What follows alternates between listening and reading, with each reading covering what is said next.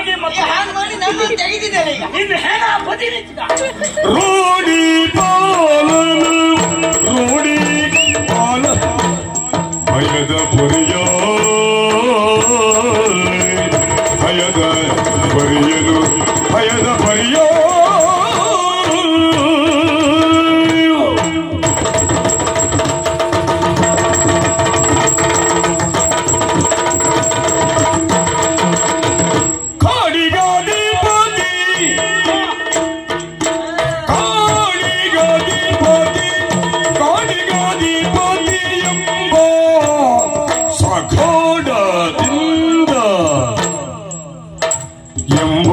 ಗಾಢದಿಂದ ಗಾಡಿ ಬಾದಿ ಕಾಡಿಗದಿ ಬಾದಿ ಕಾಡಿಗದಿ ಬಾದಿ ಎಂಬ ಸಗಾಢ ಸಗಾಢ ಸಗಾಢದಿಂದ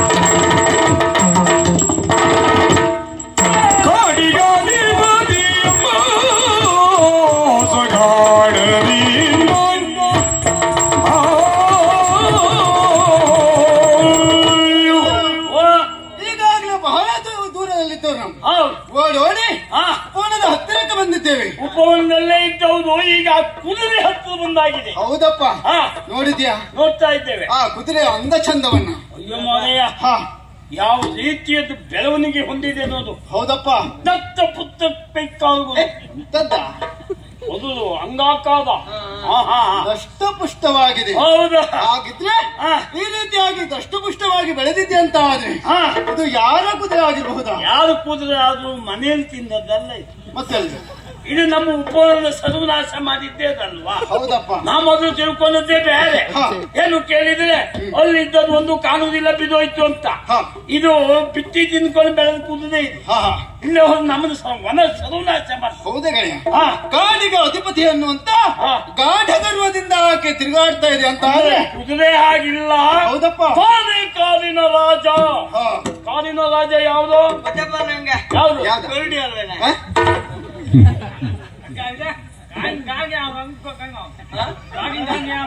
ನೀನೇ ಹೇಳ್ಬೇಕು.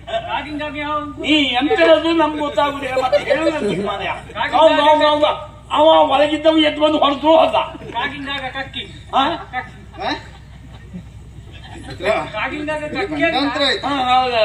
ಇವತ್ತು ಕಾಗೆ ಮಾಡಿದ್ರು. ಕಾಗಿನ ರಾಜ ಕಕ್ಕಿ. ಆದ್ರೆ ಈ ರೀತಿಯಾಗಿ ಬೆಳೆದಾಡ್ತಾ ಇದೆ ಅಂತ ಆದ್ರೆ ಇದು ಭೂಮಿ ಪಾಲಕನ ಅಶ್ವ. ಇದು ಹೌದೇ ಹೌದು. ಭೂಮಿ ಪಾಲಕದು ಅಂದ್ರೆ ರಾಜ ಮಹಾರಾಜದ. ಹೌದು ಮಿತ್ರ. ಆದ್ರೆ ಆ ಕಡೆಯಲ್ಲ ನೋಡಿದ್ಯಾ?